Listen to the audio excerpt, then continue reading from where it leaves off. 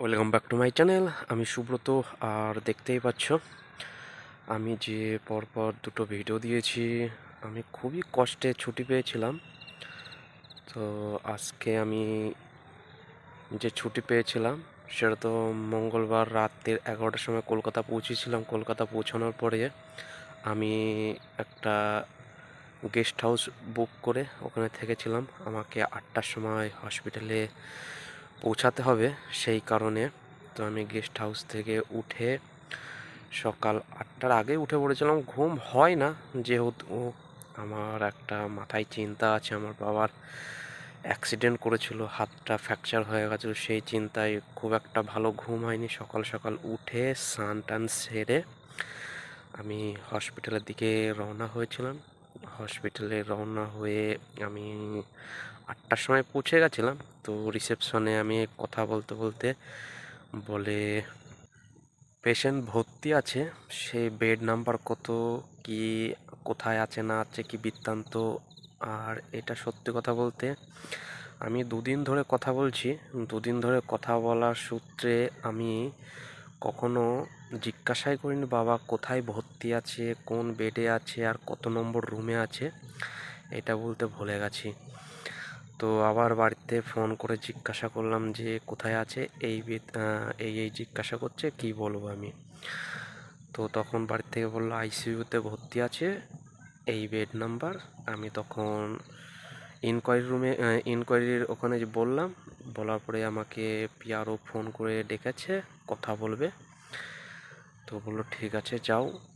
গিয়ে 8টা 15-20 বাজলো, 8তলায় গিয়ে পিআরওর সাথে কথা বলবো বলে গেলাম।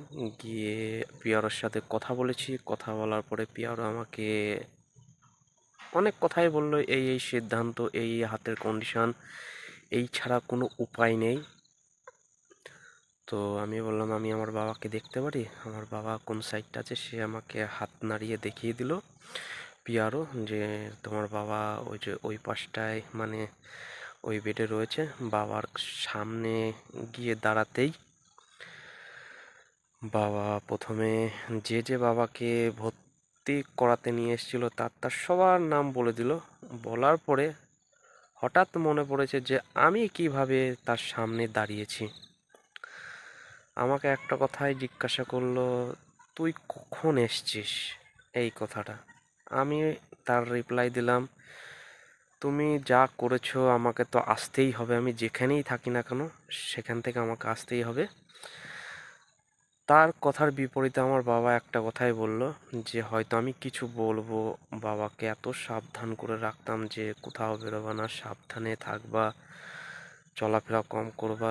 তবু এত সাবধান করা সত্ত্বেও আমার বাবা যেহেতু রাস্তায় বেরিয়েছিল, সেই সূত্রে বাবা হয়তো একটু ভয় পেয়েছিল। আমি যদি কিছু বলি তার আগেই আমাকে বাবা বলছে যে হয়ে গেল আর কি করব, তে তোমরাই বলো, বাবাকে আর কিছু বলা যাবে?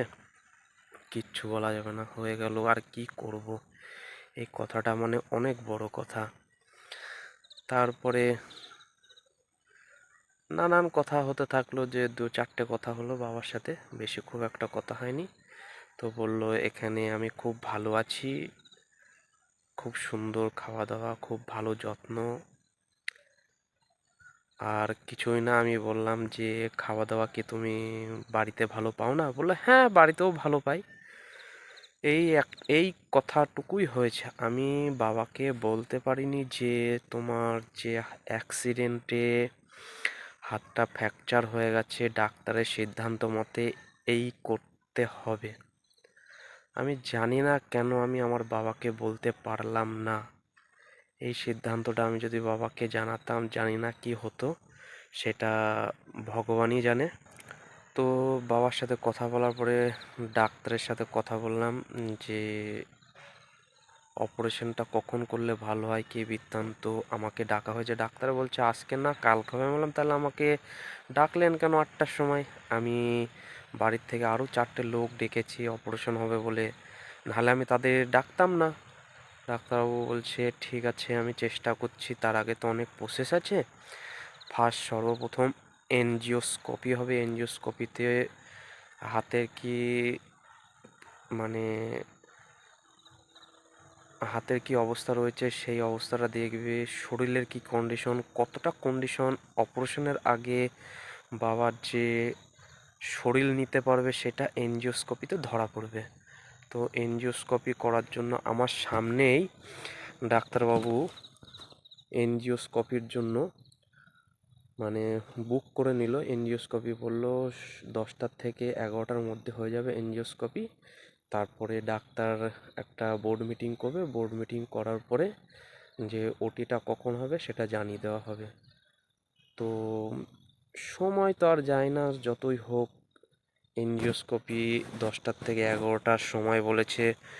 সেই সিদ্ধান্তটা শুধু ঘড়ি দেখতেই থাকছি, ঘড়ি কাটা শুধু একদম মনে হচ্ছে ঘোড়া যেরকম দৌড়ায় সেরকমভাবে দৌড়াচ্ছে।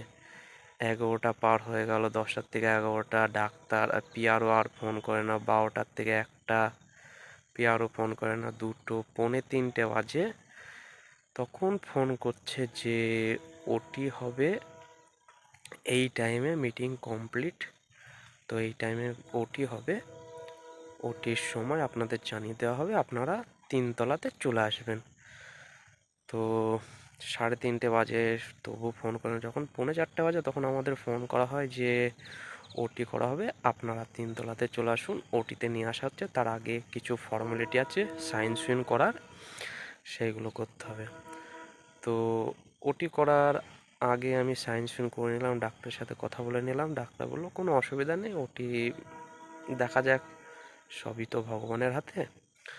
তো ওটি করতে মোটামুটি ঘন্টা দেড়েক সময় লেগেছিল। ডাক্তারবাবু এসে বললো ওটি সাকসেসফুল হয়েছে, এই হলো তোমাদের জিনিস, দেখো।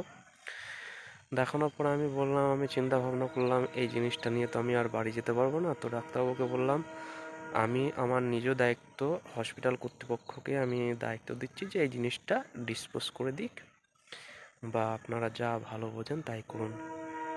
এইভাবে বুধবারের দিনটা খুব ভালোই কেটে গেল। ওটির পরে আমরা সবাই সিদ্ধান্ত নিলাম যে আজকের দিনটা বাড়ি যাব। বাবা তো দেখে নিলাম, ওটি করার পরে বাবাও খুব ভালো আছে। ওটি করার পরে বাবা হালকা পাতলা জ্ঞান আছে।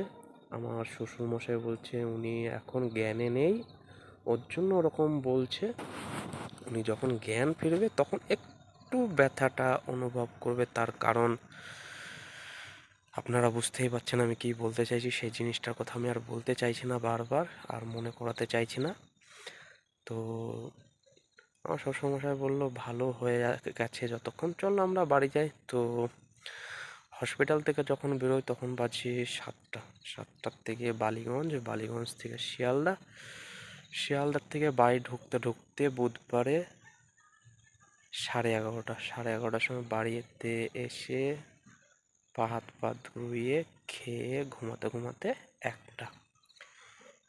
তো বুধবারে এই হলো আমাদের সারা দিনের জার্নি, সেটা তোমাদের সাথে শেয়ার করলাম। আবার বৃহস্পতিবার দিন কি হয়েছে না হয়েছে সেটা বৃহস্পতিবার দিন খবর নিয়ে আবার তোমাদের কাছে শেয়ার করব। আজকের মতন এইটুকু, থ্যাংক ইউ।